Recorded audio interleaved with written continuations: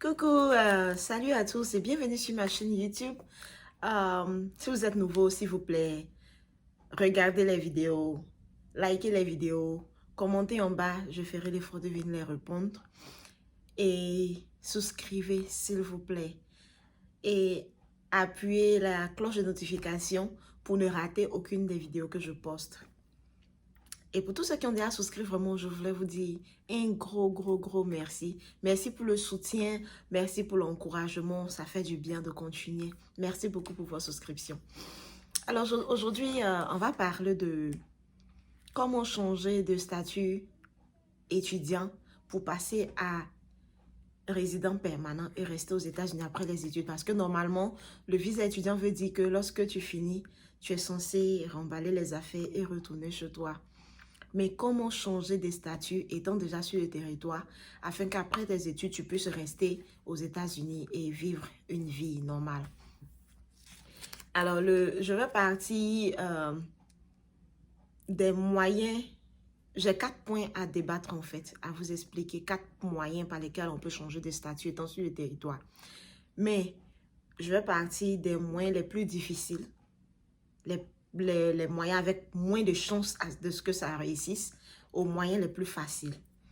Alors, le premier moyen le plus difficile, en tout cas, pour qu'un étudiant international change de statut pour devenir résident permanent, c'est la Green Card. Vous voyez un peu la loterie qu'on fait quand on est en Afrique, dans tous les autres pays, la loterie Green Card, là, elle est très super importante. Parce que, arriver ici encore, étant sur le territoire, on a la possibilité de postuler encore la Green Card. Mais les chances pour que ça arrive, pour que on soit retenu, sont vraiment minimes. Un peu comme au pays, en fait. C'est les mêmes chances, minimes chances pour que cela arrive.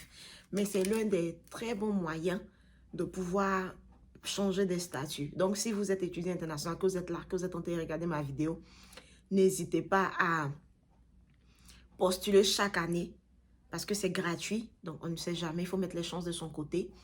Et si vous êtes en Afrique ou comptez venir ici sur un visa étudiant, cela ne vous empêche pas non plus de postuler à la Green Card parce que c'est vraiment important.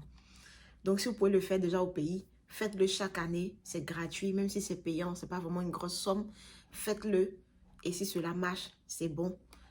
Et cela pourra vous aider aussi. Le deuxième cas, c'est le sponsorship. Le deuxième cas par lequel on peut changer de statut d'étudiant pour devenir résident et rester aux États-Unis après les études. Sponsorship. Sponsorship, c'est à 2 niveaux. Il y a le premier niveau où une société, après les études, tu as eu ton diplôme, une société t'embauche et il décide de te sponsoriser pour que tu aies les papiers, pour que tu aies la résidence permanente, pour que tu aies le permis de travail officiel, pour que tu restes. Et les chances sont vraiment réduites parce que, quel que soit le diplôme que tu auras ici, en tant qu'étudiant international, ils vont forcément trouver une autre personne qui n'a pas les mêmes problèmes de visa, je veux dire, et qui a le même diplôme. Ils vont forcément trouver quelqu'un qui a la nationalité, qui a le même diplôme, où ils n'auront pas à fournir trop d'efforts. Donc, les chances pour que vraiment on prenne un étudiant international et qu'on lui demande de rester ici pour le sponsoriser, qu'une société le fasse, sont vraiment rares aussi. Et mais ça existe parce que j'ai entendu parler d'une étudiante internationale qui a fini, qui faisait informatique.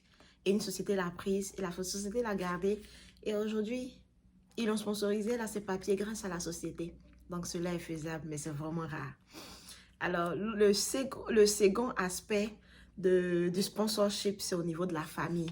Alors, si tu as ton père ou ta mère qui vivent déjà aux États-Unis et qui ont la nationalité, s'ils ont la nationalité, ils sont américains, ils peuvent te sponsoriser pour que toi aussi, tu puisses avoir la nationalité.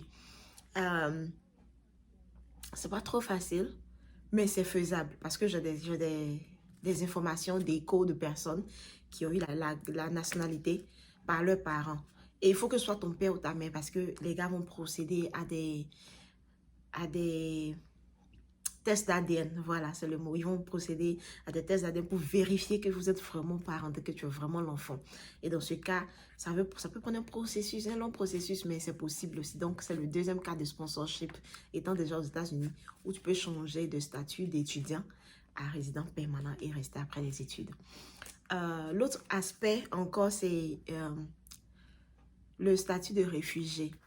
Alors, pour tous les pays en Afrique ou d'autres pays de l'Europe ou du monde entier, les pays arabiques, les pays qui sont dans des problèmes politiques, les pays qui rencontrent des difficultés, par exemple des tremblements de terre, en tout cas des bruits de guerre, des trucs de ce genre.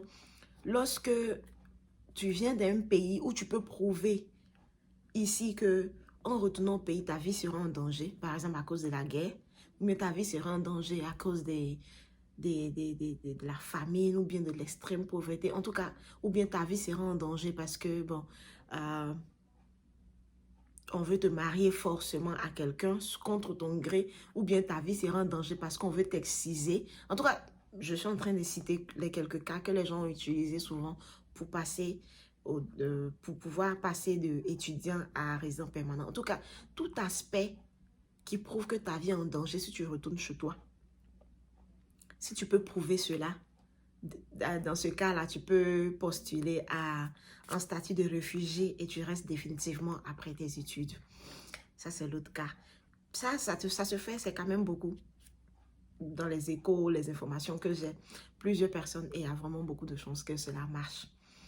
Alors, le quatrième et dernier point par lequel on peut changer facilement de statut, c'est le mariage. Alors, tu es ici, tu es étudiante, étudiant, tu tombes amoureux de quelqu'un d'autre qui a la nationalité, vous vous mariez, et puis les quelques mois qui suivent, tu as la green card, la résidence permanente, le permis de travail, et puis après, au bout de quelques années, 2 ou 3 ans, tu as la nationalité. Alors, c'est un peu tout pour aujourd'hui. C'est ce que je voulais partager avec vous. Commentez en bas si vous avez des questions. Je serai très ravie de vous répondre. Dans le cas contraire, je vous dis merci. Je vous fais plein de bisous.